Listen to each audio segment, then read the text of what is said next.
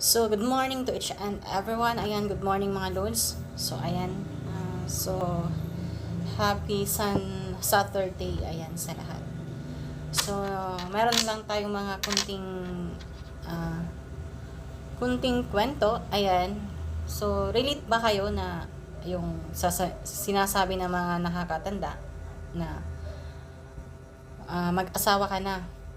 Kasi, kailan ka mag-aasawa kung hindi na kami makakain ng handa mo? So, kadalasan ganun talaga, di ba?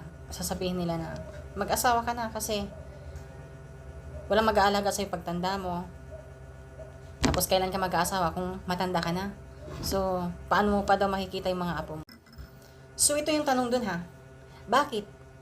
Kung mag-asawa ka ba, tas nagkanda hirap-hirap ka, sila yung magpapakain sa mga anak mo, sa'yo, o di ba? Tas ipopush ka nila na mag-asawa, tapos kapag ka nag-asawa ka, tas nahirapan ka na, pagtatawanan ka. So much better na di na talaga mag-aasawa.